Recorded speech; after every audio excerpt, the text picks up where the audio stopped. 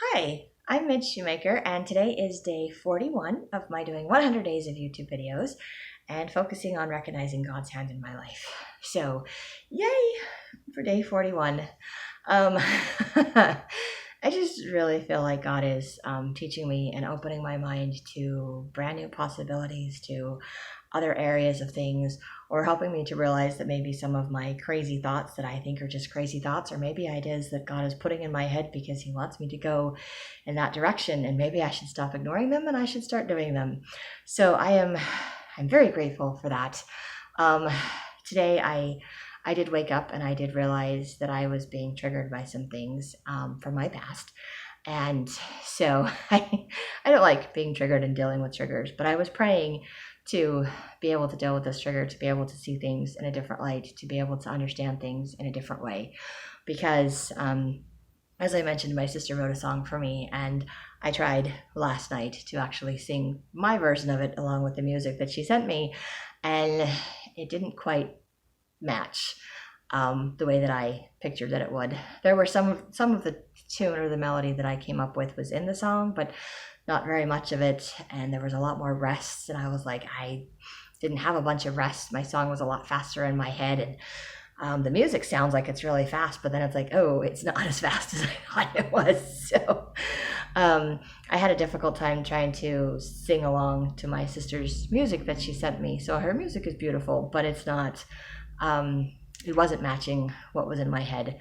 And then I was kind of frustrated with that.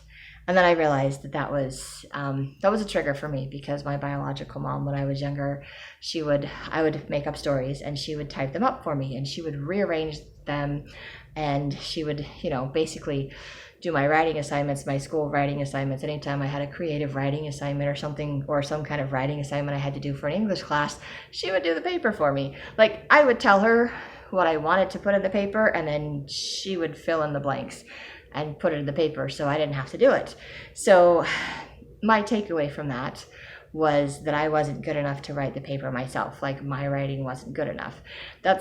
I realize now that's not what she was trying to do. She was trying to be helpful, and she liked being creative and doing the creative writing part, so she enjoyed doing it, which is why she did it. Plus, she was much better at grammar and punctuation because she was an adult. And my grandpa, her dad was an English teacher, so she knew all about grammar and all of that fun, fabulous stuff. And I'm like, I'm not the best at that. That is not my forte. I was average when it came to English and average when it came to writing, but I did not learn to excel at it because I didn't apply myself in that area, because she always did it for me. So why should I apply myself? So I'm having to learn to overcome that. And I think part of my issues in my brain was like, it wasn't, whatever grade I got off of that paper didn't matter to me, because I'm not the one that wrote it. I'm not the one that put in all the work. I came up with the idea and somebody else did the work. Sadly, I think that's kind of how my life goes. I come up with all these brilliant ideas and I want someone else to do the work, because that's what my biological mom always did. And I'm like, it doesn't work that way. I come up with the ideas and then I have to do the work. And I struggle with that. I very much so struggle with that. So I'm always trying to find somebody else that'll do the work for me. And it doesn't work that way in life. I am learning that the hard way. So that is something else that I am struggling with, dealing with. So when I got this from my sister, the music from my sister, and I thought, this is so beautiful and so amazing, and I was bragging about it. And then I tried to sing my song to it. I was like, that doesn't match up. It doesn't match up exactly. Like, there's bits and pieces of my melody in there, so it's there. It's just not the way that I imagined it. And so then I kind of felt like it wasn't mine anymore. It was a completely different arrangement. And I talked to somebody after my Al-Anon meeting today, and they were saying, well, you can have more than one arrangement. It's like, you can do your arrangement and your version, and you can do your sister's version. I was like, oh yeah, I can do that. I can do that. That was really nice. Plus, I also realized that I haven't actually heard my sister or anyone else sing my song to the music that my sister wrote, and it might actually be amazing. In fact, it might even be better than what I created. And something I learned at church today, we were talking about how God takes what we have and He gives us something. He makes it better. He makes it grander. He makes it more amazing. And that really kind of stuck out to me, because I was kind of thinking that, mine's like an elementary school level version of my song, and what my sister did was like a college version of my song. And so I was like, okay, I I really need that. And someone in sacrament meeting was giving a talk, and they like choir and music, and they said, if someone just sang the soprano part of a song, it would be pretty, but it would be boring because it doesn't have all the other parts to it. And I realized that if we just did my version of my song, it would be boring because it doesn't have all of the musical accompaniment that my sister put to it. So I think that God was trying to open my mind and open my vision to help me, one, to be able to let go of my work, because at some point it's going to go out to the public. It's going to go to other people, and other people are going to make their own arrangements, make their own versions. I mean, I watch movies or read books, and if I don't like the way that it ends, like my brother one time said he didn't like the way a series of books ended, and so he's like, I'm just going to have to rewrite the ending in my head. And I was like, people do that.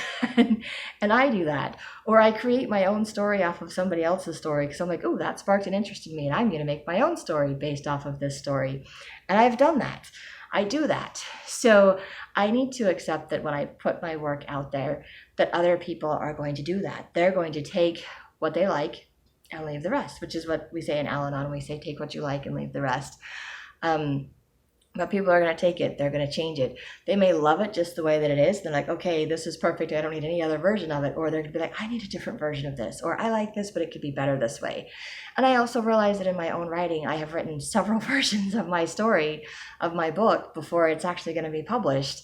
And probably no one else is going to see the other versions that I've written, but I've had to change those versions.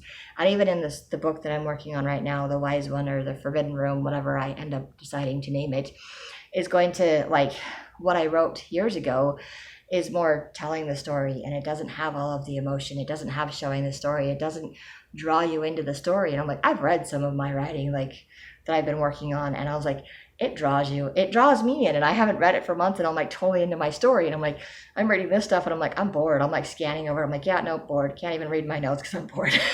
I'm bored of my own writing. So I am not musically talented as I could be. That is not an area that I have chosen to, a talent I have chosen to develop. I have randomly made up songs since I was like in elementary school. I just randomly sing things. I still sing things randomly in the shower when I'm driving. I'm bored and there's no music playing, so I make up my own.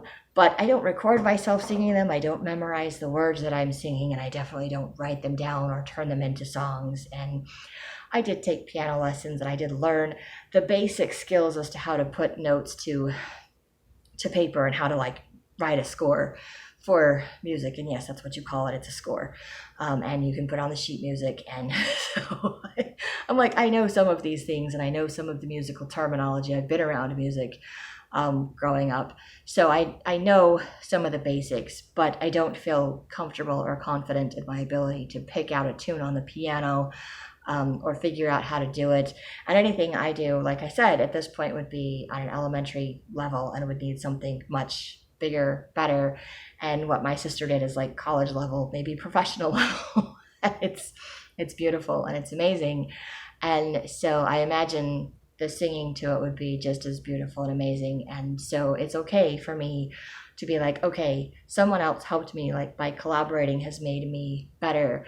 And I realized that by meeting with my mentor, Betsy Love, and her teaching me how to write and giving me books and how to like tighten sentences and how to write to readers and things like that, that I had no clue when I wrote my first book, which was The Fall of Espinglandia. And it's not been published because it's not good enough to be published. I need to rewrite that whole thing because I had no idea what I was doing. I just wrote out a story so I could say, hey, I wrote it, which is fantastic. But now it needs a lot of work to be good enough to put out to the public. And so if I hadn't done the collaboration, if I hadn't been willing to learn from someone else, I wouldn't be the writer that I am today. I wouldn't have the material that I have today. And I'm still nervous about publishing my books and writing my books, but I'm getting better at that. And I'm becoming much more confident in myself and my abilities. And I am confident in my sister and her musical writing abilities, but I am not confident in my own. And so I think God is teaching me that it's okay to take someone else's ideas or to collaborate with someone else, to take what I have and let them make it better if possible, or to take what I have and help make someone else's things better. And it's a sharing thing. It's a back and forth thing. It's a collaboration thing. It's not a she took my song away from me. It's not that she changed it. She didn't change any of the words. All the words are still mine, and that's probably the most important part. of the song, but she put all of the emotion into the music, and I can't put emotion into music. I'm very clinical when it comes to playing the piano. I have tried, and I'm like, I don't know how she does that, but I don't put emotion into my music. I can play the notes. It's very, it's just very clinical. It's very straightforward. It's just, it doesn't have the feeling and the emotion to it like my sister does. And I think my writing can have the emotion. I can put emotion into my writing. I cry at my own writing because, it triggers my emotions. So I can do that when it comes to writing. And I think my sister, when she wrote the music, she caught the emotion from the words that I sent and she put it into the music. And I think that's what makes it even better. And I can't wait to hear her actually sing it or have someone else actually sing it so I can hear it with fresh ears and not with the limited vision that I have in my mind. And I am so grateful to God for helping me see that my vision is limited, my ideas are sometimes limited, and that his vision is much grander, much bigger, and definitely so much better than anything that I can come up with. And I also realized from talking to my Al-Anon friend that sometimes I get so obsessed and stuck on my ideas and my vision that I'm not willing to open my mind to something else that could be better, could just be different, and that's okay too, but it could be better, it could be more, and I could have all of that more if I wasn't so stuck or set on my way of doing it. I'm like, nope. And I very much have that personality where I'm like, I find something I like and I just stick to it. I cling to it. I'm like, nope, I like this. I'm not trying anything else. I'm not doing anything else. This is it. I'm done. When I find what I like, that's it. I'm done. And I don't look at anything else. And so I think this is an opportunity for me to learn to look at other things, to see that there's other things, there's other ideas, and to continue to collaborate with other people. And I think it's also a way for me to see growth in myself, to even be willing to be open to that, and to recognize that there's a trigger, and to recognize that I don't have to treat this the same way as I would have treated something in the past. I don't have to respond in the same way. I don't have to feel like it's not mine anymore. I don't have to stop caring about it, but I can be grateful for my sister and for her talents and how her talents can magnify my talents. So my ability to write and her ability to do music, and put the two together and it comes up with something wonderful. And that's what I need to focus on, and not whether or not she got the tune in my head right. I'm like, she's not a mind reader. She did the best she could with my inability to communicate my song in my head, and the fact that we live in different states and we didn't sit down and do it together, so she just had to go off of what I sent her. It's like, I think this is what you sent me, and it probably is exactly what I sent her. It's just not exactly what I pictured in my head, and that's okay, because even my stories that I create in my head, and when I go to write them down, they change. Sometimes, I swear, when I'm writing the story, it kind of writes itself. It gets a life of its own, and it goes in a different direction than what I've created in my head. And I'm much more willing to go in a different direction with my own work. But then I shared it with someone else and I'm like, I'm not so willing.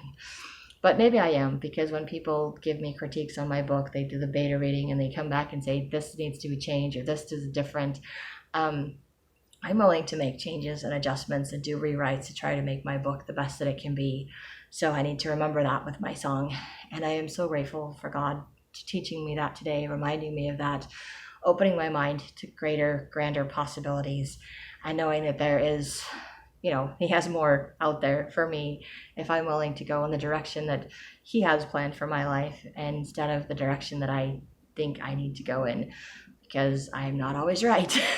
When I get stubborn, I get stupid, and I don't always make the best choices, and I ignore or miss lots of opportunities because I'm too focused on what I want or my way of doing things. And I am so grateful for an opportunity to learn from this and to grow from this and to change this. I'm so grateful for God for showing me all of this and helping me be surrounded by people that are giving me new ideas. All of the talks and lessons in church today and my 12-step and everything was like, okay, I get it. I get the message all day today that this is the best way for me to go right now with my song, is to just, wait to see what my sister says and go with that and be okay with it, and know that I just get to be happy and grateful and excited that I wrote something and that I can publish it, that I can put it out there for people to see. Even if I don't make any money off of it, I can still be like, I did this, and it's a huge accomplishment for me. And it's an area that I have no confidence in myself when it comes to music. I'm like, I am not the musically talented person in my family. Everybody in my family knows that. So for me to write a song is just completely out there in left field and not something in my wheelhouse, and yet I did it. And for my sister to be willing to help me and for it to turn out as amazing as it did with her help, I am truly blessed, and it is a gift from God, and I just need to be grateful for that instead of being focused on it's not what I thought it was going to be. It's not what I imagined it would be. It is way better than what I imagined it to be, and that is what I need to focus on instead of my stubborn need to have it be my way. So I am learning, and I am grateful for God that He is the ultimate teacher and the most patient teacher, because I am very stubborn and I am not always willing to learn or to change my mind. So I am grateful for His patience and for the many lessons that He shows me in my life, and for the guidance that He gives me in the directions that I'm going with my life. So that is what I have for today. And I know that God is there guiding and directing and helping each of you in your lives. You just have to be willing to listen, and sometimes willing to look at something that's way out in left field that may be crazy and doesn't make sense, but it may be exactly the direction that God is pointing you in, and it may be exactly the thing that you need in your life. So that is what I have for today. If you like these videos, you can hit like, subscribe, share with someone else if you think they'll like it too. And I hope you have a great day full of gratitude and find ways to recognize God's hand in your life too.